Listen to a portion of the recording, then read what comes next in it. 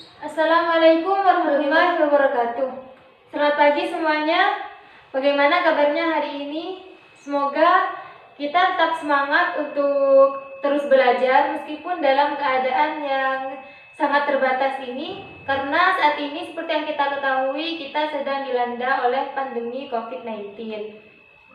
Nah, kembali lagi dengan saya Ahsanul Alfia Suhro. Kali ini saya akan membahas materi tentang pelaku dan kegiatan ekonomi, di mana pada pertemuan sebelumnya kita telah membahas materi tentang pokok permasalahan ekonomi. Nah, apa sih tujuan dari belajar materi pelaku dan kegiatan ekonomi ini?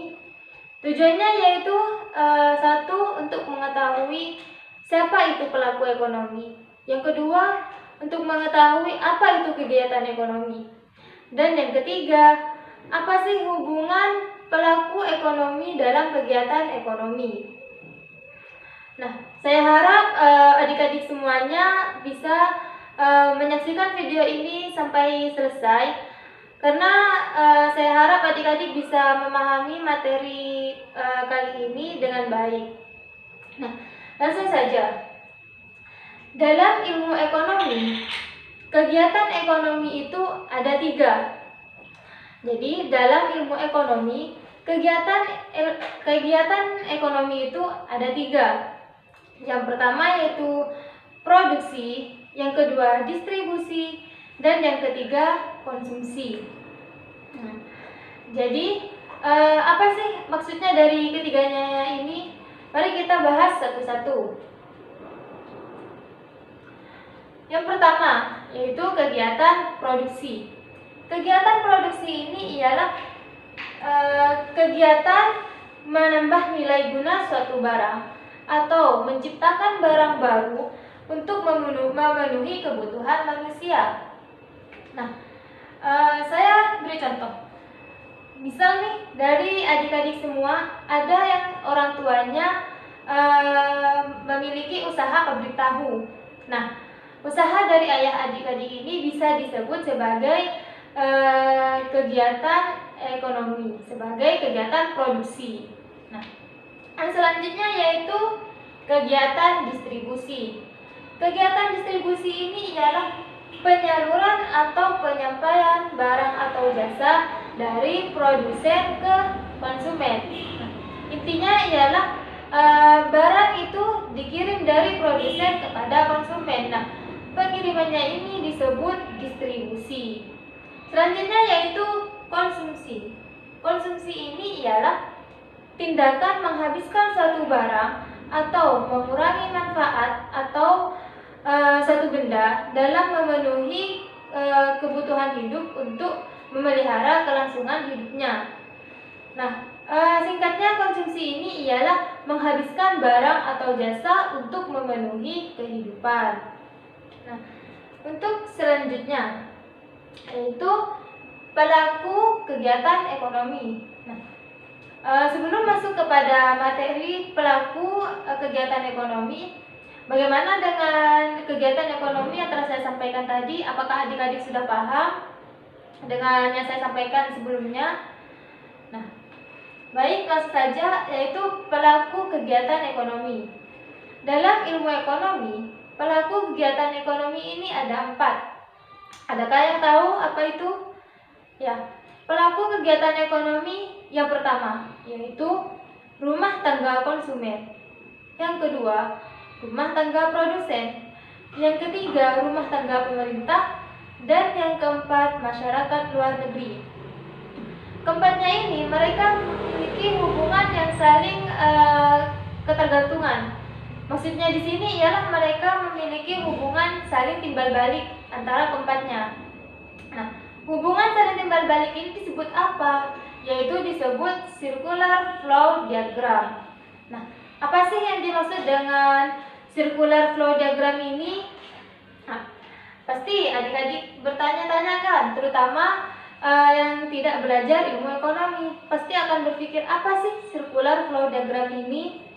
Nah, langsung saja kita bahas. Circular flow diagram ini ialah hubungan timbal balik antara konsumen dan produsen yang menunjukkan arus melingkar atau interaksi antar pelaku ekonomi.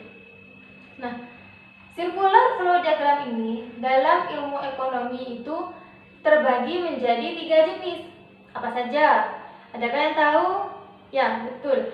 Jadi circular flow diagram ini terbagi menjadi 3 jenis, yaitu circular flow diagram kegiatan ekonomi 2 sektor, circular flow diagram kegiatan ekonomi 3 sektor, dan circular flow diagram kegiatan ekonomi 4 sektor.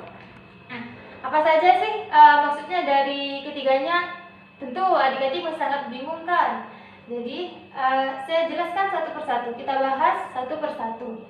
Nah, yang pertama yaitu circular flow diagram kegiatan ekonomi 2 sektor. Nah, dalam circular flow diagram kegiatan ekonomi 2 sektor, apa saja yang dilibatkan? Yang dilibatkan yaitu 2 rumah tangga. Rumah tangga apa saja? Rumah tangga produsen dan rumah tangga konsumen.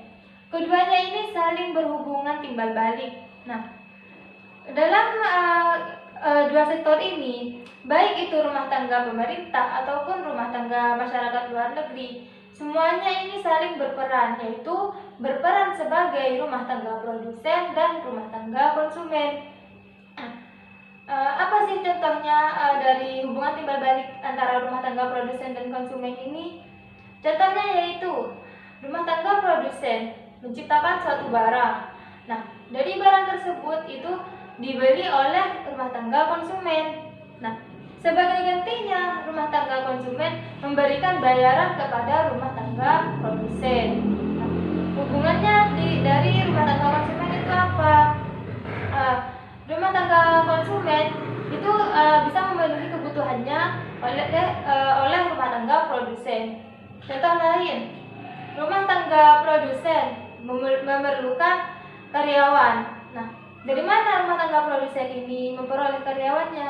Yaitu dari rumah tangga konsumen, di mana rumah tangga konsumen ini nantinya karyawan yang diambil oleh rumah tangga produsen akan mendapat upah atau gaji, di mana nanti upah atau gajinya ini akan dipergunakan oleh rumah tangga konsumen untuk membeli barang-barang kepada rumah tangga produsen. Seperti itu hubungan timbal baliknya. Nah, selanjutnya kita masuk ke circular flow diagram kegiatan ekonomi 3 sektor. Apa saja sih kalau 3 sektor itu? Langsung saja. Kalau 3 sektor yaitu rumah tangga produsen, rumah tangga konsumen, dan rumah tangga pemerintah. Nah, ketiganya ini saling berhubungan timbal balik. Yaitu contohnya, langsung saja kita ambil contoh. Rumah tangga konsumen membutuhkan rumah tangga produsen. Untuk apa? Yaitu untuk membeli barang atau jasanya. Sedangkan rumah tangga produsen membutuhkan rumah tangga konsumen untuk membeli barang atau jasanya, juga untuk mendapatkan tenaga kerja.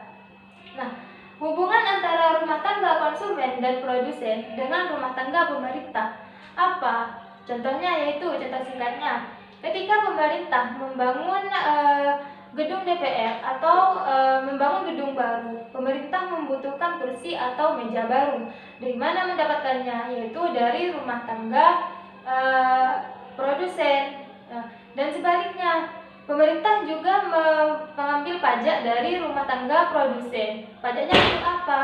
Pajaknya yaitu digunakan pemerintah untuk memperbaiki fasilitas masyarakat, di mana masyarakatnya ini adalah rumah tangga konsumen. Langsung saja kita masuk ke circular flow diagram kegiatan 4 sektor. Maksudnya apa? Apa saja yang terlibat di dalamnya? Kalau berbicara 4 sektor, tentu saja kita melibatkan dalam negeri dan luar negeri. Apa saja yang di dalam negeri? Yang di dalam negeri yaitu rumah tangga produsen, rumah tangga konsumen, dan rumah tangga pemerintah. Sedangkan yang di luar negeri adalah masyarakat luar negeri. Nah, jika kita sudah berbicara masyarakat luar negeri, tentu saja kegiatan ekonomi yang terjadi ialah kegiatan ekonomi ekspor dan impor. Saya rasa cukup untuk pertemuan kali ini. Dan bagaimana dengan adik-adik? apakah sudah paham dengan materi yang saya sampaikan sebelumnya? Jadi saya tutup pertemuan kali ini. Wassalamualaikum warahmatullahi wabarakatuh.